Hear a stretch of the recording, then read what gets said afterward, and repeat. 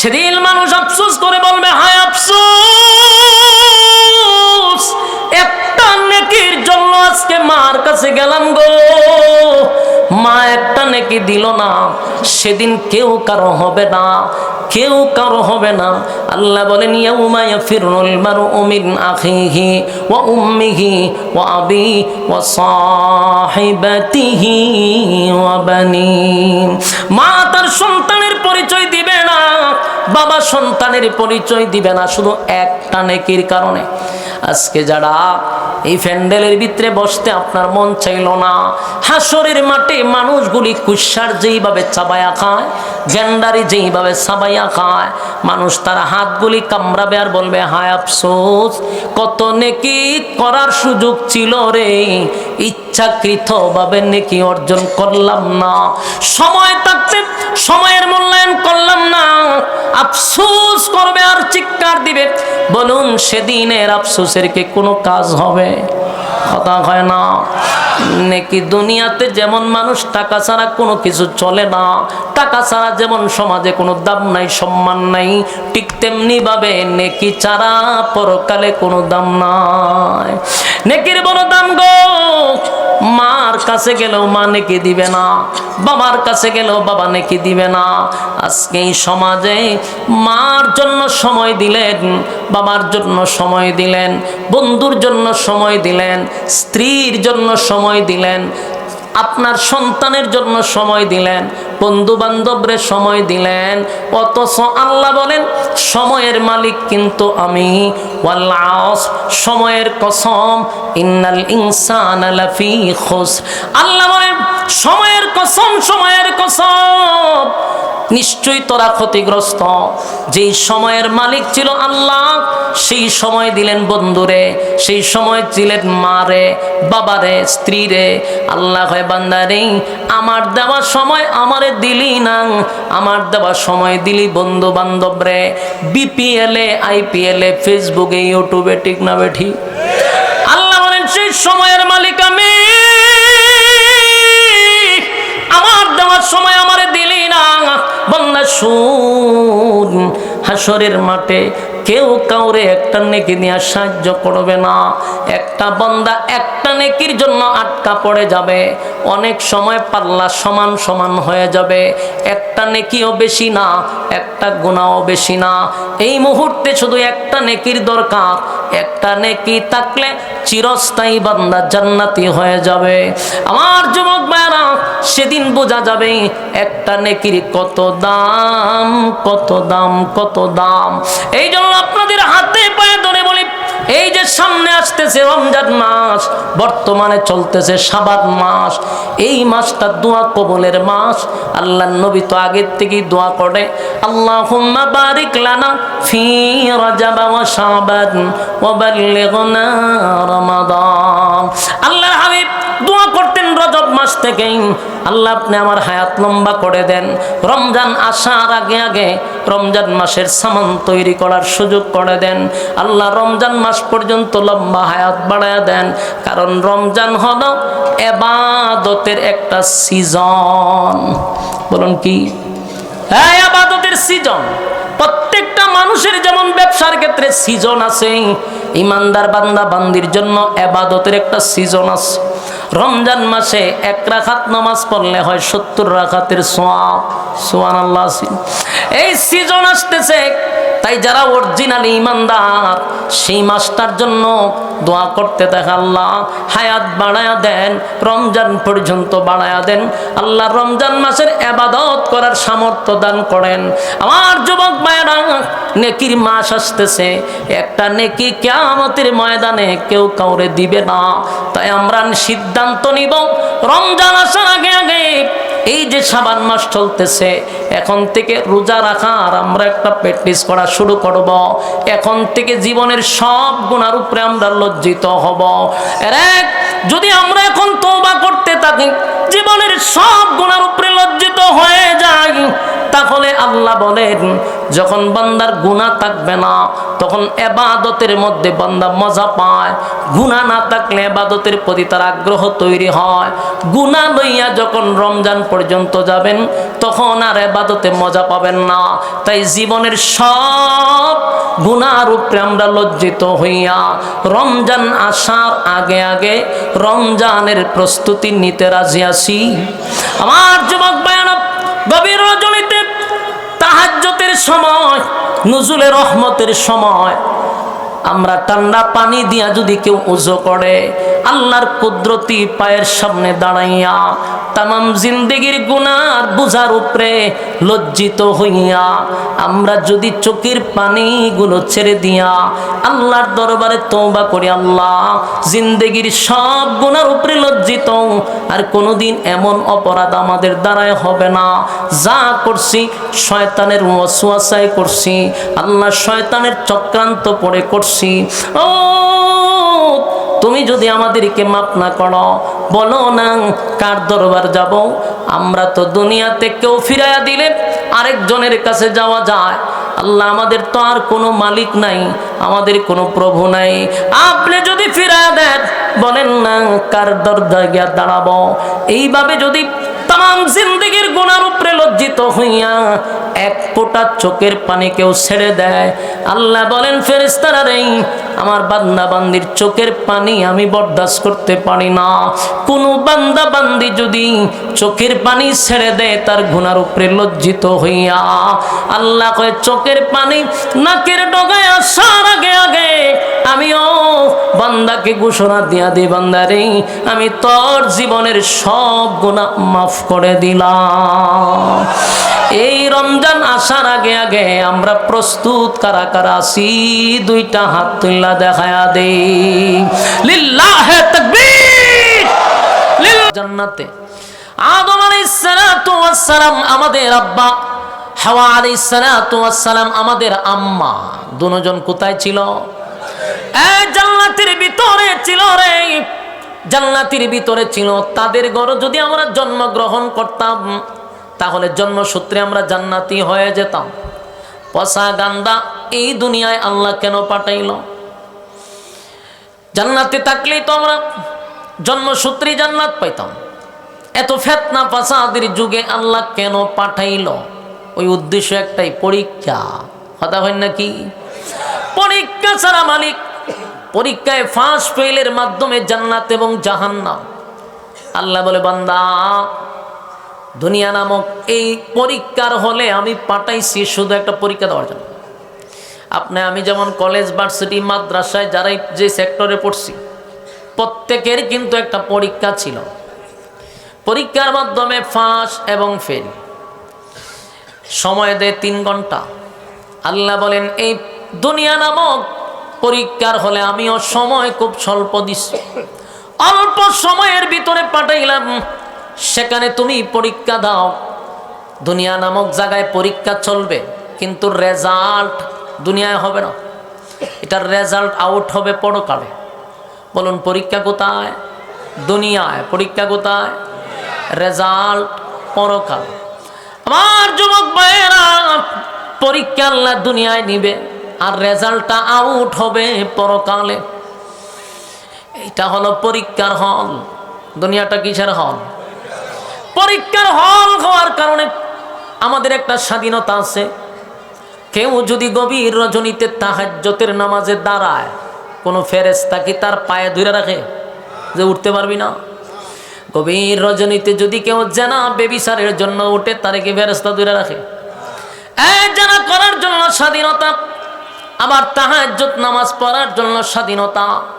কারণ দুটোটাই পরীক্ষা, ফাঁস এবং ফেল। এই জন্য দেখবেন আমরা কেউ আজ মাহফিলে বৈশা বয়ান শুনতেছে, কেউ রাস্তাঘাটে হাঁটাচলা করতেছে, কাউরে কোনো ভাবে আসমান থেকে বাধা দেওয়া হয় কেন? পরীক্ষা। এখানে যারা বসছেন জোর করে আপনাদেরকে কেউ বসায় নাই। প্যান্ডেলের বাহিরে যারা আড্ডা মারতেছে তাদেরকেও লাঠি চার্জ করা হয় নাই। কারণ উদ্দেশ্য মনে করবা না অনর্থক দুনিয়ায় আমি পাঠাইছি, বেহুদা পাঠাইছি, নিষ্প্রয়োজনে পাঠাইছি না। আফাহাসিবতুম আন্নামা খালাকনাকুম আবাসাও ওয়া আন্নাকুম ইলাইনা লা তুরজাউন। আমি আল্লাহ অনর্থক বানাই নাই, অকারণে বানাই নাই। কেন বানাইলাম? ওমা খালাকতুল জিন্না ওয়াল ইনসা ইল্লা লিয়াবুদুন। মানব এবং দানব দুইটা জাতিকে আমি বানাইছি শুধুমাত্র কেবলমাত্র আমার গোলামির জন্য। গোলামি যদি না করো তাহলে শুন, রেজাল্ট তো আউট হবে পরকালে। সেদিন তোদের জন্য জাহান্নাম উৎপেতে বসা থাকবে। ইন্না জাহান্নামা কানাত মিরসাদা, নিশ্চয়ই জাহান্নাম তোমাদের জন্য উৎপেতে বসা। লিত্তাগিনা মাআবা, সীমা লঙ্ঘন যারা করছে তাদের জন্য জাহান্নাম। লাবিসিনা ফিহা আহকাবা, এই যুগের পর যুগ সেখানে অবস্থান করবি। লা ইয়াযুকুনা ফিহা বারদান ওয়ালা শারাবা, ঠান্ডা পানির কোনো ব্যবস্থা করা হবে না, সুস্বাদু পানি দেওয়া হবে না। ইল্লা হামিমা ওয়া গাসসাকা, রক্তপুঞ্জ আর বিষাক্ত পানি কিন্তু পান করানো হবে। এবার সিদ্ধান্ত নাও তুমি কোন দিকে যাইবা। বান্দা, আমি দুটা রাস্তার স্বাধীনতা দিয়া দিলাম, কারণ আমি আল্লাহ তোমারে বানাইয়া আমি তোমাকে এটাও জানাইয়া দিছি, অনর্থক আমি বানাই নাই, বেহুদা আমি বানাই নাই। এই পরীক্ষার হলে তোমাকে পরীক্ষা দিতেই হবে। আমার যুবক ভাইয়ারা, পরীক্ষা আমাদের উপরে আসবে। দেখেন ফেরাউন কত বড় জালেম ছিল, কিন্তু তার বড় সংসার কইরা আসিয়া কিন্তু জান্নাতি হয়ে গেছে। আসিয়া সাধারণ কোনো মহিলা নয় গো, পৃথিবী বিখ্যাত 4 জন মহিলার মধ্যে আসিয়া একজন। ইমানের পরীক্ষা দিছে। ফেরাউন ছিল সবচেয়ে বড় জালেম। নিজেকে কি দাবি করত? খোদা দাবি করত। দেশের মানুষ তারে খোদা ডাকত। যারা তারে খোদা মানত না তাদের উপরে নির্যাতন করত, জুলুম করত, প্যারাগ মারত। তার ঘরের একজন দাসী তারে খোদা মানে নাই, এই জন্য দাসীরে আগুন দিয়া জ্বালাইছে, দাসীর বাচ্চাগুলারে আগুন দিয়া পুড়াইছে। গর্বের সাথে বুক ফোলাইয়া আসিয়ার সামনে গিয়া বলে, আসিয়া, আমাদের ঘরের দাসীকে আমি আগুন দিয়া জ্বালাইছি, বাচ্চাগুলারে আগুন দিয়া পোড়াইছি। আসিয়া জিজ্ঞাসা করলো, কোন অপরাধে তাদেরকে তুমি মারলা? বলে, আসিয়া গো, আমার ঘরে থাকে, আমার খায়, আমার বেতন নেয়, আমার খোদা মানে না, এই জন্য আমি তারে মারছি, তার বাচ্চাগুলারে হত্যা করছি। আসিয়া কয়টা যদি তার অপরাধ হয় তাহলে আজকে আমার পক্ষ থেকে স্পষ্ট বক্তব্য শোনো, তোমার ঘরে থাকি, তোমার বউ, তোমার সংসারে আমি চলি, কিন্তু আমি তোমারে খোদা মানি না। একজন জালেমের সামনে দাঁড়াইয়া স্পষ্ট বক্তব্য দিল, আমি তোমারে খোদা মানি না, কারণ খোদা হওয়ার কোনো কোয়ালিটি তোমার মধ্যে নাই। আমার কথা কি আপনারা বুঝতেছেন? ইতায় তো লড়াচড়া করে কেড়ে বর করে লেছে না সবটিরে। চিন্তা করছেন কি পরিমাণ বর করছে? মেজাজটা কেমন গরম হয় না? বিরক্ত লাগতেছে আপনারা? আমি বুঝতেছি কিছু একটা বিরক্ত হইতেছে।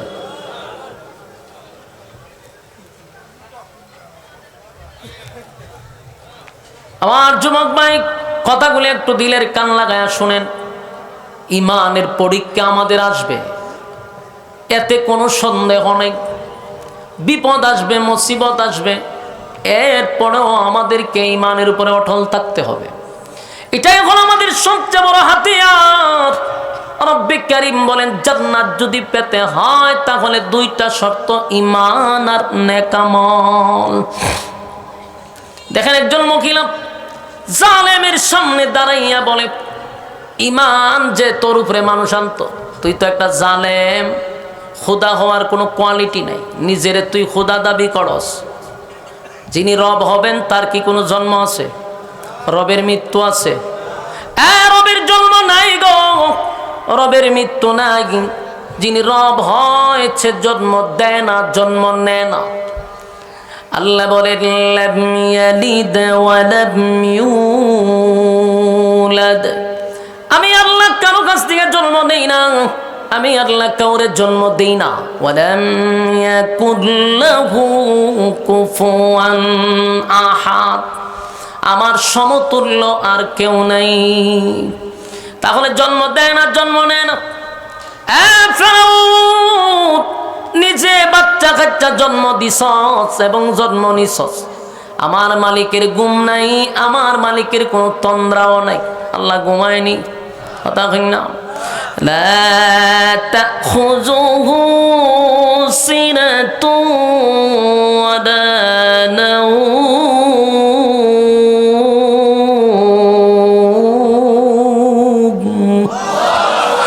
আল্লাহ বলেন লা তাখুযুহু সিনাতুন ওয়ালা নাওম, আমার ঘুম নাই, আমার তন্দ্রা নাই। আল্লাহর খাওয়ান নাই, ঘুম নাই, জন্ম নেয় না, জন্ম দেয় না। ফেরাউন জন্ম দেখ, ফেরাউন জন্ম নেয়, ফেরাউন জনমের মতো খায়। আসিয়া কয় কোন অ্যাঙ্গেল থেকে নিজের খোদা মনে করস? আমি জানি তুই জালেম, জালেমের কাজ হলো জুলুম করা। ফেরাউনের মাথা নষ্ট হয়ে গেল। সারা দেশের মানুষ আমারে খোদা বলে ডাকে। এখন দেখা যায় আমার বউ আমারে খোদা মানে না।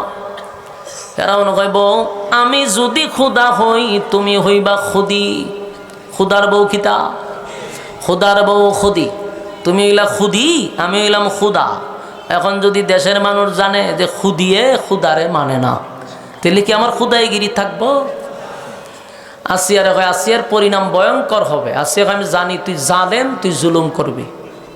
এই ফেরাউন আসিয়ারে গ্রেপ্তার করছে, নির্যাতন শুরু করছে। অসংখ্য মানুষের সামনে আসিয়াকে উলঙ্গ করে দিছে। আর এই সমস্ত পরামর্শ হইল হামানের। হামান যেইভাবে পরামর্শ দিছে ফেরাউন সেইভাবে করছে। দেখবেন অনেক সময় নেতার থেকে ফাতি নেতা বড় খারাপ হয়।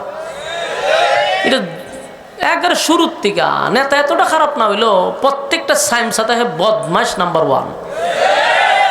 যত খারাপই আছে, গুন্ডামি আছে, চাঁদাবাজি আছে, টেন্ডারবাজি আছে, সবই ফাতি নেতাগুলি করে। এর সাথে নেতার সমর্থন থাকে। নেতার সমর্থন ছাড়া কি ফাতি নেতা আকাম করতে পারে? অবশ্যই নেতার এখানে কি আছে? সমর্থন আছে। হামানে যত আকাম কুকাম করত, সবগুলা আকাম কুকামের মধ্যে ফেরাউনের সমর্থন থাকতো। তাই ফেরাউনে বুদ্ধি দিছে খুদি রে ভালো করে সাইজ করতে হইব। আসিয়ারে মানুষের সামনে উলঙ্গ করে দিছে। আসিয়া একটা চিৎকার মেরে বলে আল্লাহ, ইমান রক্ষা করতে গিয়ে আমার ইজ্জত নিয়ে গেল। আল্লাহ আমি সব বরদাস্ত করতে পারি, কিন্তু এতগুলা মানুষের সামনে কেমনে গো আমার উলঙ্গ করে দিল। আল্লাহ মৃত্যু পর্যন্ত আপনি আমার ইমানের হেফাজত করেন। আসিয়ার কাপড় খুলে ফেলছে, শুয়াইয়া কাঠের সঙ্গে পেরাক মারছে, হাতে পেরাক মারছে, পায়ে পেরাক মারছে। একটু চিন্তা করেন, জীবন্ত মানুষরে যদি হাতে পায়ে পেরাক মারে সহ্য করা যাবে? আমরা হইলে জায়গাতে ইমান দিয়া দিতাম। আচ্ছা কোন চান আমরা কি ফেরাক মারণ লাগবো, ফিডানি লাগবো? আমরা বালা করে এক কাপ রং চা খাওয়াইলে ইমান বিক্রি করে লাই। ঠিক আছে নাকি? মারার দরকার আছে। যে কোনো নেতায় যদি একটা রং চা আদা মাদা দিয়া খাওয়াইতে পারে, বুট আপনারই দিব সিদ্ধান্ত লই লিছি। ঠিক আছে ভাই, আরেক দোকানে গেছে, আরেক নেতা দৌড়েছে, এটা দুধ চা খাওয়াই দিছে। এখন দেহের রং থেকে দুধের স্টেজ একটু বেশি, না বুট আপনারই দেওয়ান লাগবো। যা লক্ষণ দেখতেছি বুট আপনি পাইবেন। সামনে বাজারে গেছে, আরেক নেতা দৌড়ে কফি খাওয়াই দিছে। অহন হয় দূর দূর দূর দূর কফির টেস্ট দিয়ে আরো মারাত্মক, না বুট আপনি পাইবেন নিশ্চিত। আচ্ছা কোন যেন বুট কয়টা দিছে, কয়জন রে? কত বড় বাটপার। বুটের আগের রাত্রে আবার আরেকজনের রাত্রে নেফাশো টাকা দিছে। ওহন চাও শেষ, দুধও শেষ, কফিও শেষ। ওহন কয় না 500 টাকার নোট দিছেন, বুট তো আপনি পাইবেন। এই হলো আমাদের চরিত্র আর আমাদের ইমান। ঠিক না বে ঠিক? এই জন্য আল্লাহ বলেন আমিনু কামা আমানান নাস, ইমান আনো ওই মানুষদের মতো যারা ইমানের পরীক্ষা দিছে, ইমানের পরীক্ষায় পাস করছে। আসিয়ার হাতে পেরাক, পায়ে পেরাক, শরীরের চামড়া তুলে ফেলা হচ্ছে। এরপর আসি আল্লাহর উপরে ঈমান আনছে, একত্ববাদী খোদার উপরে ঈমান আনছে, জীবন চলে যায় কিন্তু আসিয়া ঈমান দেয় না। আল্লাহ এদের মতো ঈমান আনো। ফেরাউন চামড়া পর্যন্ত তুলে ফলাইছে। একটা পর্যায়ে ফেরাউন বড় একটা পাথর লইয়া আসিয়ারে মারার জন্য আসছে। আসিয়া আইসা দেখে রে মুস্কি মুস্কি হাসতেছিল আসমানের দিকে তাকাইয়া। ফেরাউন আশ্চর্য হয়ে গেছে। একটা মানুষের হাতে প্যারা, পায়ে প্যারা, শরীরের চামড়া তুলে ফেলছে। এই মৃত্যুর দ্বার প্রান্তে দাঁড়াইয়া কোনো মানুষ কি মুস্কি মুস্কি হাসতে পারে? ফেরাউন ডাক দেওয়া আসিয়া, মৃত্যুর দ্বার প্রান্তে দাঁড়াইয়া কেমনে গো তুমি মুস্কি মুস্কি হাসো? আসিয়া কয়, ফেরাউন রে, আমি যা দেখি তুই তা দেখোস না। আমি আমার মালিকের কাছে দরখাস্ত করছি তোর মতো জালেমের কাছ থেকে যেন আল্লাহ আমার হেফাজত করে। আমি আমার মালিকরে বলছি, মালিক আপনার পাশে আমার একটা ঘর বানায়া দেন, আপনার পাশে আমাকে নিয়ে যান। আমার মালিক আমার চোখের সামনে জান্নাতের বালাখানা তুলে ধরছে। আমি আমার জান্নাতের বালাখানার দিকে তাকাইয়া আর মুস্কি হাসি সামলে রাখতে পারলাম না। ফেরাউন বড় একটা পাথর মারছে আসিয়ার মাথার উপরে, সাথে সাথে আসিয়া শাহাদাত বরণ করলো, কিন্তু ঈমান বিক্রি করে নাই। আমিনু কামা আমানান নাস। এই জন্য আল্লাহ বলেন ঈমান আনো ওই মানুষদের মতো যারা ঈমানের পরীক্ষায় পাস করছে। কথা কি বুঝতেছেন? আমাদের ঈমান বড় দুর্বল। যুবক ভাইরা, দুনিয়ার সব কিছুর সাথে আপোষ চলে, কিন্তু ঈমানের ক্ষেত্রে কোনো আপোষ, এটা কি মাথায় আছে? কসম খোদার, দুনিয়ার সব কিছুর ব্যাপারে আপোষ চলে, ঈমানের ক্ষেত্রে কোনো ছাড় নাই। আমার ঈমান বাঁচাইতে গিয়া যদি দল ছাড়তে হয় আমি দল ছাড়ব। ঈমান রক্ষা করতে গিয়া যদি নেতা ছাড়তে হয় নেতা ছাড়ব। ঈমান রক্ষা করতে গিয়া যদি আমার ঘর ছাড়তে হয় আমি ঘর ছাড়ব।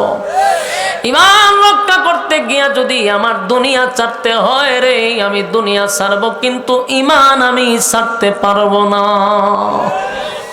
কারণ যাররা পরিমাণ ঈমান লইয়াও যদি আমি কবরে যাই, যাররা পরিমাণ, আল্লাহ কয় এই অল্প ঈমানের কারণে কোনো এক সময় শাস্তি দেওয়ার পরে এই সামান্য ঈমানের কারণে আমি তোরে জান্নাতে ঢুকাবো। সুবহানাল্লাহ। জান্নাতীরা যখন জান্নাতের ভিতরে যাবে, আল্লাহ কয় যখন বান্দাকে আমি জান্নাতুল ফিরদাউসের মেহমান বানাবো, খালিদিনা ফিহা লা ইয়াবগুনা আনহা হিওয়ালা। জান্নাতের ভিতরে যুগের পর যুগ অবস্থান করবে, আর কোনোদিন জান্নাতীরা জান্নাত থেকে বাহির হবে না। জান্নাতীরা জান্নাত থেকে বাহির হবে না, আল্লাহ বাইর করবেও না। আল্লাহ কয় জান্নাতুল ফিরদাউস আমি দান করব। আর জান্নাতের ভিতরে যাওয়ার পরেই মানুষের সব আশা আকাঙ্ক্ষা পুরা হবে। দুনিয়া সব কিছু পুরা হওয়ার জায়গা না। কথা কি বুঝতেছেন? এক কসম খোদার, দুনিয়ায় সব আফসোস পুরা হয় না, হবে না। বিশ্বাস না আপনাদের? আচ্ছা কোন চাই? আমরা একটা জিনিস সব সময় চাই, এটা পাবো না, জানি পাবো না, কিন্তু প্রতিদিন চাই। প্রতিদিন আমিও জানি এটা পাইবো না। যেমন আমরা কেউ মরতে চাই না। আপনারা নীরবতা বোঝা যায়, আমি এটা নিজের থেকে কইছি। আপনারা কি জানেন না এটা? আমরা কি মরতে চাই? আপনারা চান না, আমিও তো মরতে চাই না। তো মরতে তো আমরা কেউ চাই না, কিন্তু এটাও জানি মরতে হবে। বলুন, মরতে চাই না কিন্তু মরতে হবে। তাহলে আপনি যে মরতে চান না, এই আফসোস কি আপনার পুরা হবে? কথা কইন, পুরা হবে? কোনদিন এই চাহিদা পুরা হবে না। মরণ লাগবে, আপনাকে মরতে হবে, এটাই 100%। 2 নাম্বার হলো, আমরা কি কেউ বৃদ্ধ হইতে চাই? এখানে কেউ বুড়ো হইতে চায়? কেউ বুড়ো হইতে চায়? দাড়িটা যদি সাদা হয় তো এটারে খালা করে সেলুনে নিয়া, ঠিক না? ঠিক। কেন করে? বুড়া যাতে না দেখা যায়। তাহলে কেউ নিজে বুড়া হইতে চায় না, বৃদ্ধ হতে চায় না। বৃদ্ধ হওয়া লাগবে আপনাকে, ঠিক না? ঠিক। মানুষের চাহিদা পুরা হবে না। খাটো মানুষ যে হের সারাটা জীবন মৃত্যু পর্যন্ত খালি মনে একটু চাই যে আমি যদি 2 ইঞ্চি লাম বইতাম। কতক্ষণ ঠিক? কালো মানুষ সব সময় না সামনে হয় একটু সুন্দর যদি হইতাম, কোনোদিন হওয়া সম্ভব? কালো মানুষ সুন্দর হয়, খাটো মানুষ লম্বা হয়। আফসুস, দুনিয়া আফসুসের জায়গা। কিন্তু জান্নাতে কি থাকবে না? কথা হয় না। 1 নাম্বার হলো জান্নাতীরা যখন জান্নাতের ভিতরে ঢুকবে, আল্লাহ কয় বান্দারে দুনিয়ায় তোর সবচেয়ে বড় আফসোস ছিল বেঁচে থাকা, তুই মরতে চাস নাই, কিন্তু তোর মরতে হয়েছে। জান্নাতের ভিতরে ঢোকার সাথে সাথে আর কেউ কোনোদিন মরবে না। জান্নাতের ভিতরে মরণ নাই গো, কেউ আর কোনোদিন মরবে না। জান্নাতের ভিতরে মরণ নাই, মরণ নাই, মরণ নাই।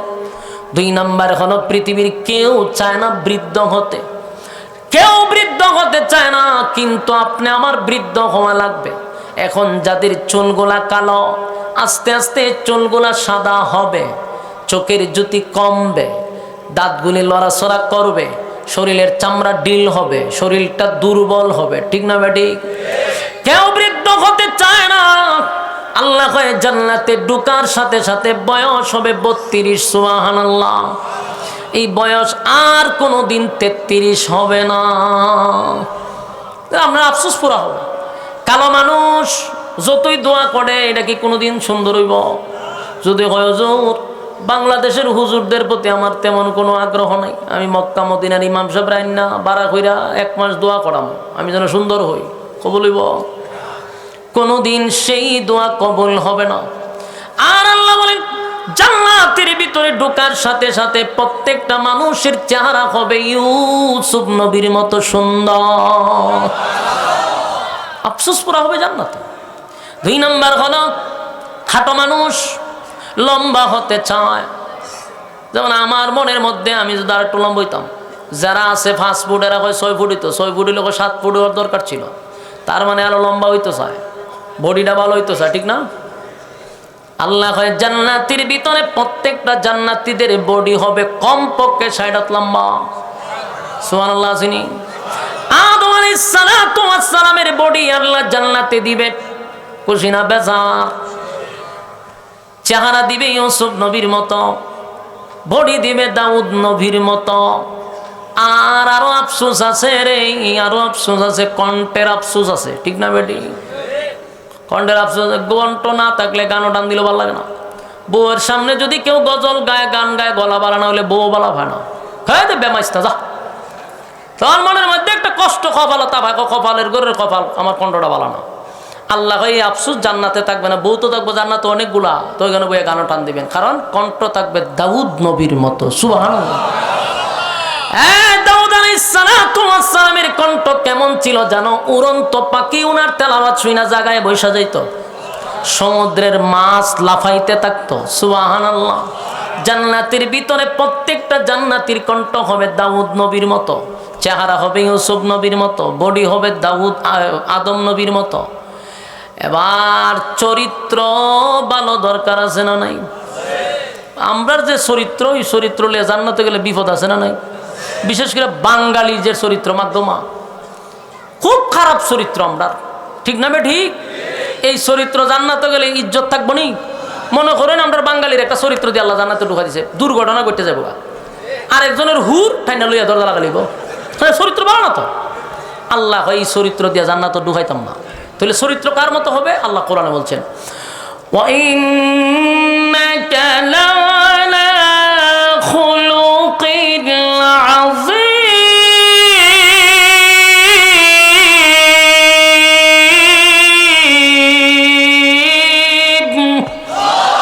আযীম চরিত্র। এই চরিত্র কার? বিশ্ব নবীর চরিত্র। সুবহানাল্লাহ।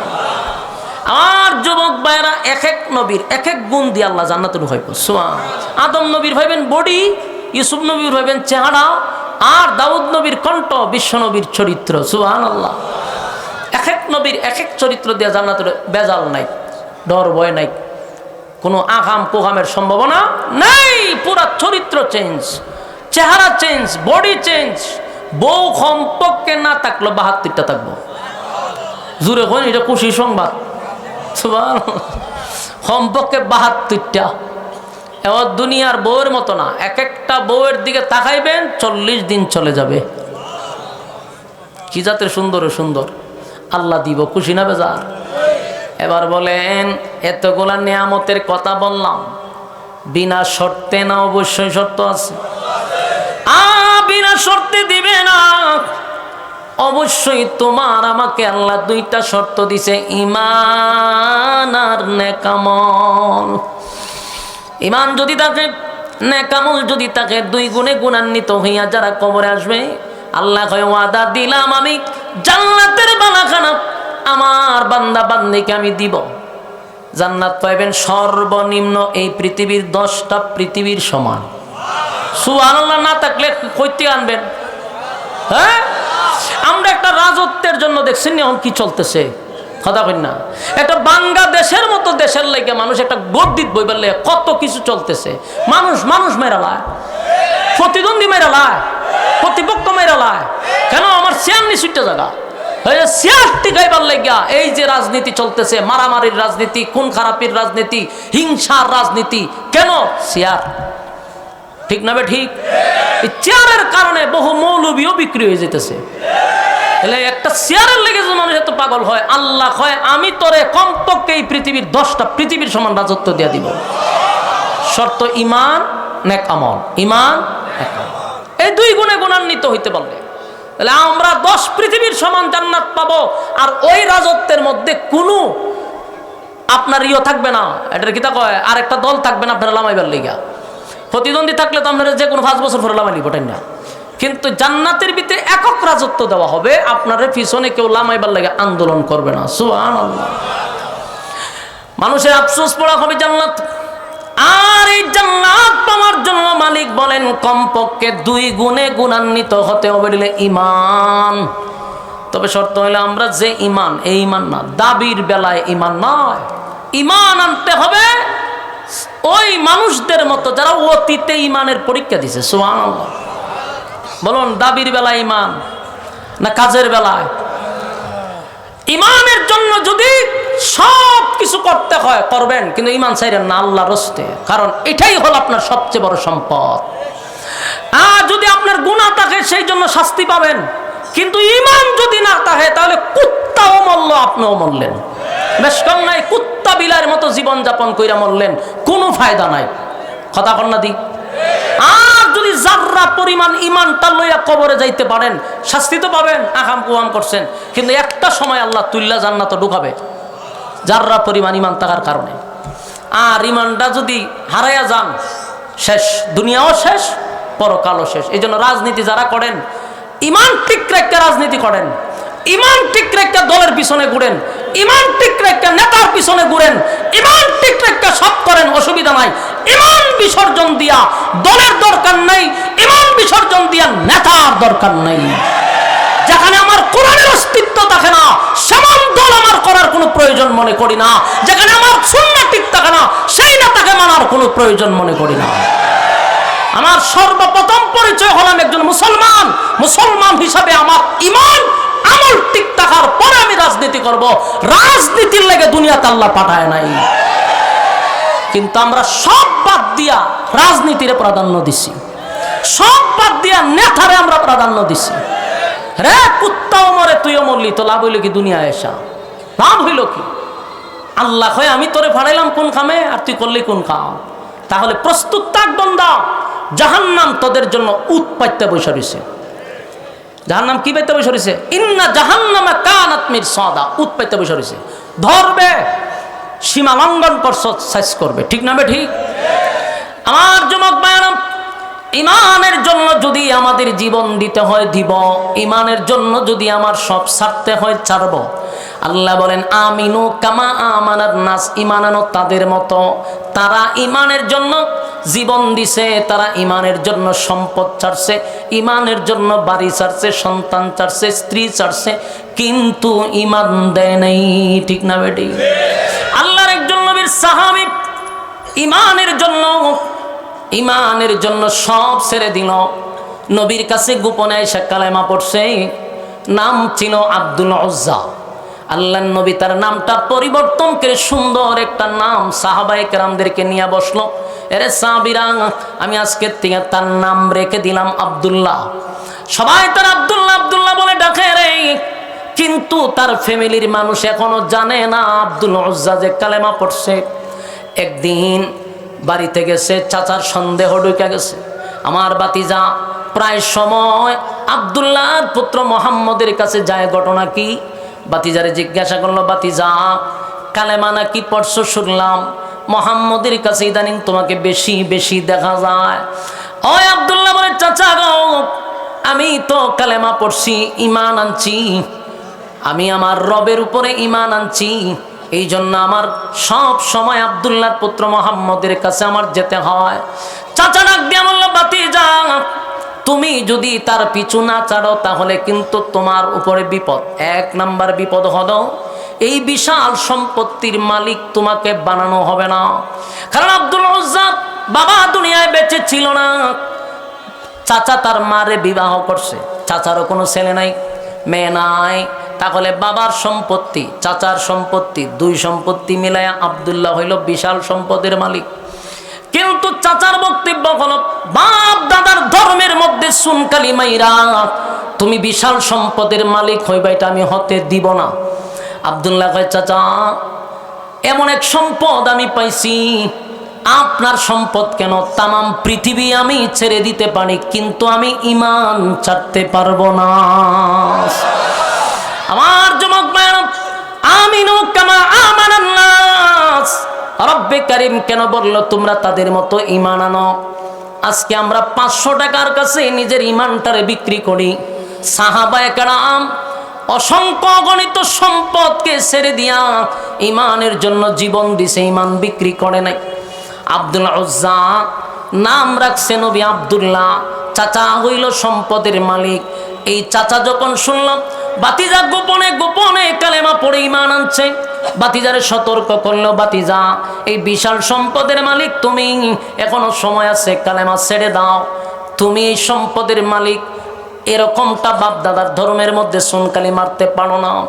আব্দুল্লাহর স্পষ্ট বক্তব্য, চাচা গো আমি যদি মুহাম্মদের উপরে ঈমান যেহেতু আনছি, আমি কালেমা পড়ছি, আমি আমার রবের উপরে ঈমান আনছি, এই অপরাধে যদি আপনার সম্পদ হারা হই আমার মনে কোনো কষ্ট নাই।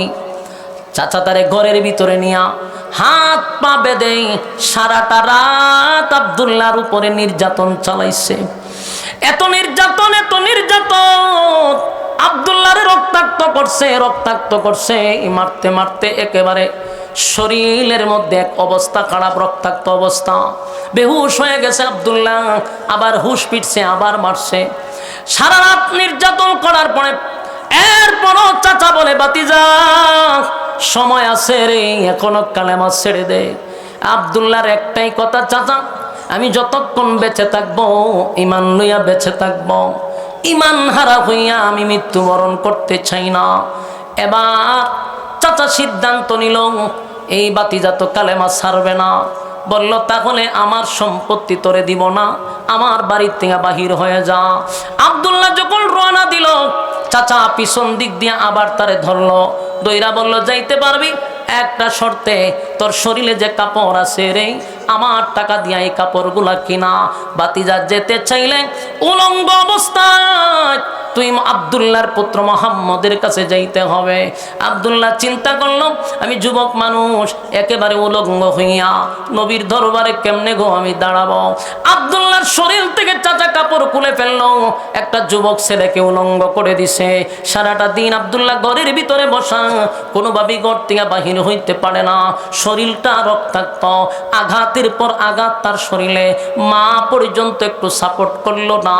রাতের পর রাত নির্যাতন করার পরে আব্দুল্লাহ একদিন রাতের বেলা উলঙ্গ অবস্থায় নবীর উদ্দেশ্যে রওনা দিছে। মার কাছে গিয়া বলে, মা গো আমি আপনার সম্পদের কোনো লোভ আমার ভিতরে নাই, চাচার লোভ নাই, চাচার সম্পদের উপরে আমার কোনো লোভ নাই, সারা রাত আমার নির্যাতন করছে গো মা, আমার শরীরের কাপড় খুলে রেখে দিছে, আমি উলঙ্গ, আমি একটা যুবক ছেলে, এই শরীর লইয়া উলঙ্গ অবস্থায় আল্লাহ নবীর সামনে গিয়ে আমি কেমনে দাঁড়াবো। মা আমার একটু ছোট্ট কাপড়ের টুকরা দেন না, আর চেহারাটা যদি একটা নজর আমি দেখতে পারি, আমার জিন্দেগির আর কোনো দুঃখ থাকবে না। আমার যুবক ভাইয়েরা, আব্দুল্লাহর মা সন্তানের কথা এবং ছোট্ট একটা কাপড়ের টুকরা দিল, এটা দিয়া কোন রকম লজ্জাস্থানটা ডাকছে, পোড়াটা ডাকতে পারে নাই। এই লজ্জাস্থানটা ডেকে আব্দুল্লাহ নবীর উদ্দেশ্যে রওনা দিল। মসজিদে নববীর দ্বার প্রান্তে চলে গেছে। গভীর রাত, অন্যদিকে হইল ঠান্ডা। এই পরিমাণ ঠান্ডা ছিল, শরীরে কোনো কাপড় নাই, আঘাতের চিহ্ন, রক্তাক্ত শরীর নিয়ে নবীর হুজুরার সামনে দাঁড়ায় আছে।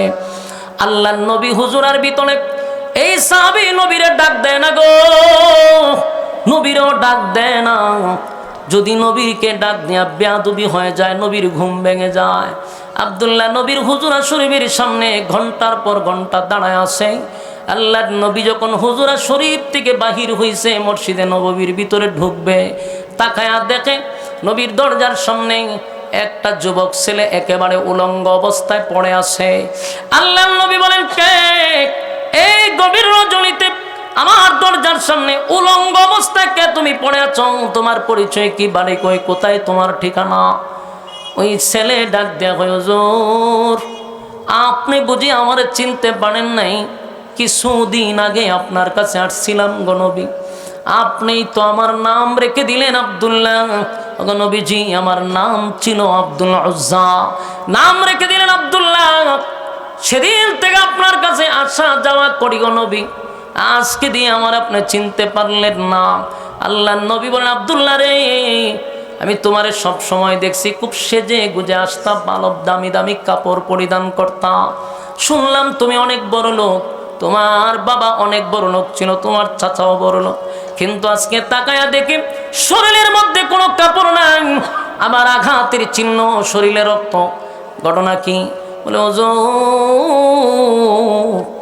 আমার কোনো অপরাধ নাই, আমি চুরিও করি নাই, দুর্নীতি করি নাই, চাঁদাবাজি টেন্ডারবাজিও করি নাই, কারো হক নষ্ট করি নাই, কারো উপর জুলুম করি নাই। আমার একটাই অপরাধ, আল্লাহর উপর ঈমান আনছি, আপনি নবীর কাছে আইসা কালেমা পড়ছি, এটাই আমার অপরাধ। এই জন্য রাতভর আমার চাচা আমারে হাত পা বেঁধে নির্যাতন করছে গো নবী। আমার কষ্ট নাই, আমি দিনের জন্য, ইসলামের জন্য যদি শাহাদাত বরণ করতাম, আমার মনে কোনো কষ্ট ছিল না। কিন্তু আমি আপনার চেহারা দেখার জন্য আমার পিপাসা, আমি আমার নবীর চেহারাটা একটু দেখতে চাই। ওগো নবীজি, আমার চাচারে আমি বললাম, চাচা আমি আমার নবীর একটা নজর দেখতে চাই, আমার শেষ পর্যন্ত একটু সুযোগ দেন। আমার চাচা আমার উলঙ্গ করে দিছে গো নবী। আমার চাচার ধারণা ছিল উলঙ্গ হয়ে গেলে আমি শরমে লজ্জায় হয়তো আপনার কাছে আসবো না, কিন্তু আমার চাচারেও বলছি, আমার চাচার সম্পদ কেন, দুনিয়াটাও যদি আমার দেওয়া হতো, সব কিছু ত্যাগ করে আমি আমার নবীর কাছে চলে আসতাম। আমার নবীর চেহারা দেখার সাথে সাথে আমার মনে আর কোনো কষ্ট নাই। চিৎকার দেয়া করুন সুবহান আল্লাহ। বলেন, আমিনু কামা আমানান নাস, ঈমান আনো ওই মানুষদের মতো যারা ঈমানের পরীক্ষা দিছে, ঈমানের পরীক্ষা দিছে। এই সাহাবায়ে কেরাম ঈমানের পরীক্ষা দিছে রে। বহু সাহাবীরা দুনিয়ায় থাকতে ঈমানের সার্টিফিকেট পাইছে, জান্নাতের সার্টিফিকেট পাইছে। আল্লাহর নবী নাম ধরে ধরে অনেক সময় বলছে, তুমি জান্নাতি, তুমি জান্নাতি, তুমি জান্নাতি। সাহাবায়ে কেরাম দুনিয়ায় থাকতে জান্নাতের সার্টিফিকেট পাইছে। এই জন্য আল্লাহ বলেন, তাদের মতো ঈমান আনো, তাদের মতো ঈমান আনো। আমার যুবক ভাইয়েরা, আব্দুল্লাহর এই করুণ দৃশ্য দেখে আমার নবীর চোখের পানি চলে আসছে। আল্লাহর নবী ওই সাহাবীর জড়ায় ধরে বলে, আব্দুল্লাহ,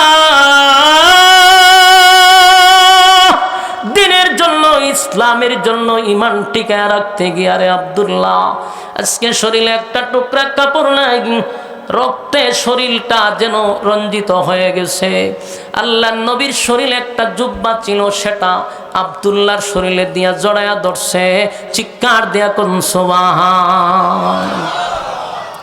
এই নবীর জুব্বার দাম আছে,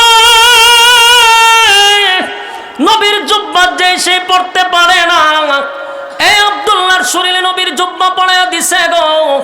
আব্দুল্লাহরে লইয়া নবী মসজিদে নববীর ভিতরে ঢুকছে। যেই মাত্র সাহাবীরা তাকায়া দেখেন নবীর জুব্বা আব্দুল্লাহর শরীরে।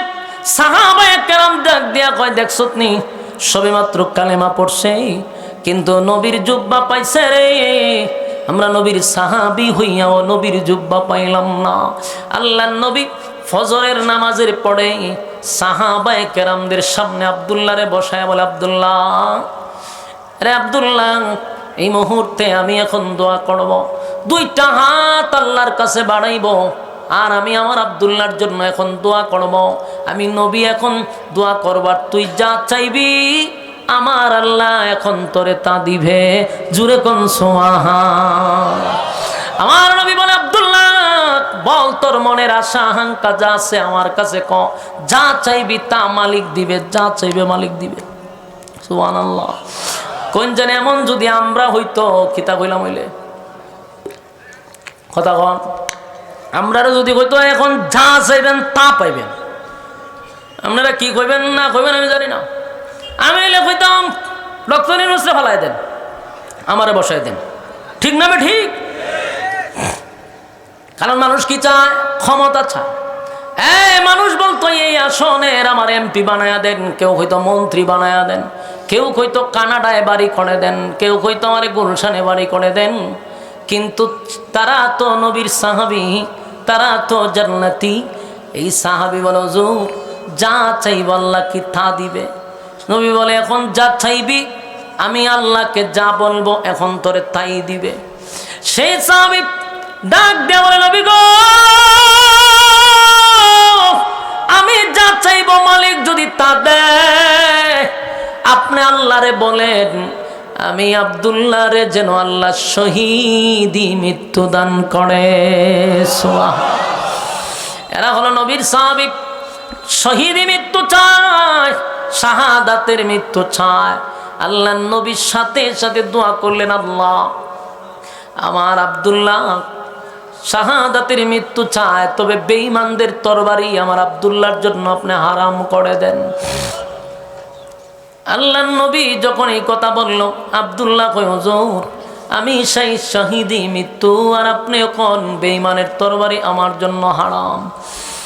আমার যুবক ভাইরা, সেই আব্দুল্লাহ যখন কোরআন তেলাওয়াত করত, জুরে জুরে পড়ত, সাহাবায়ে কেরাম নবীর কাছে কমপ্লেন করত, হুজুর তার তেলাওয়াতের যন্ত্রণায় আমরা বসতে পারি না, শুধু চিল্লায়।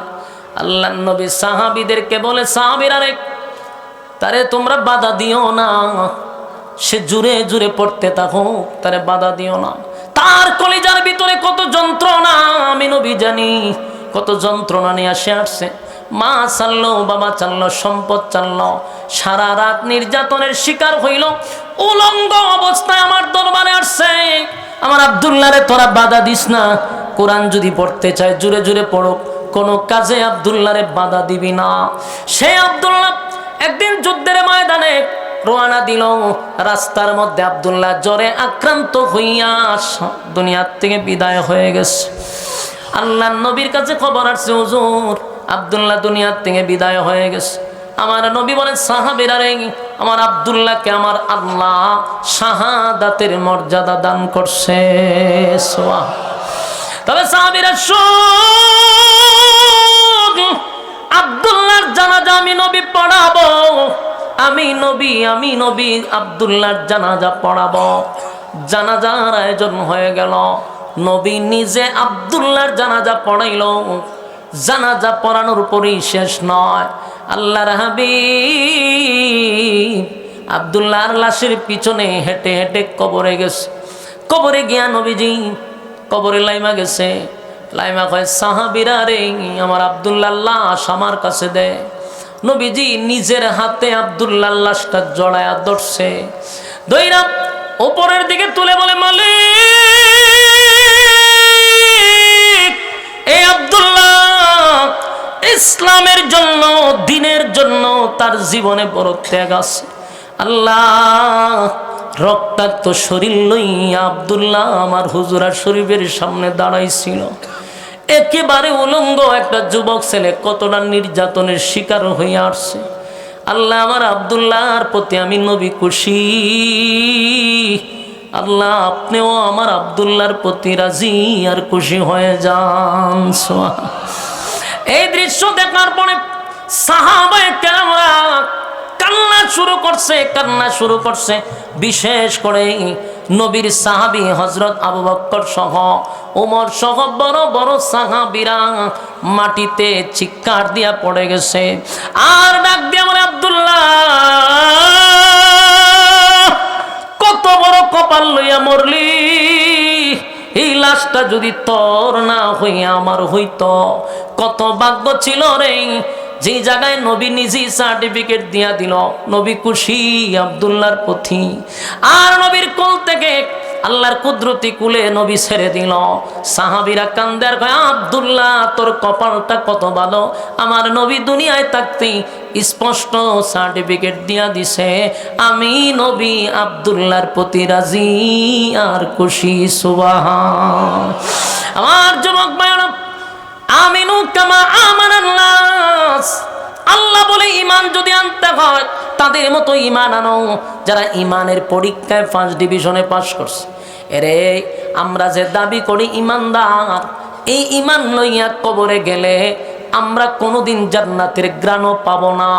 তাই ঈমান দাবির বেলায় নয়, ঈমান কাজের বেলায়। ঠিক না বেঠিক? ঈমান হবে কাজের বেলায়। এক নাম্বার হলো ঈমান। ঈমানটা হতে হবে নির্ভেজাল, অথেন্টিক ঈমান লইয়া কবরে যাইতে হবে। দুই নাম্বার হলো ওয়ামিলুস সালিহাত, নেক আমল, নেক আমল, নেক আমল, নেক আমল। আজকের এই মাহফিলটাতে আপনারা বসছেন, এই যে আপনারা বসে আছেন, যারা বসতে পারে নাই, দুনো গ্রুপ কি কোনোদিন সমান হতে পারে? কথা হয় না। আজকে নেক আমল আপনার কাছে মূল্যায়ন নাই, একটা নেকির গুরুত্ব হয়তো আপনার কাছে নাই। দুনিয়ায় থাকতে কেউ নেকির গুরুত্ব বুঝে না, কিন্তু আল্লাহর নবী বলেন হাসরের মাঠে এই একটা নেকির জন্য মানুষ মার কাছে যাবে, মার কাছ থেকে একটা নেকি পাবে না।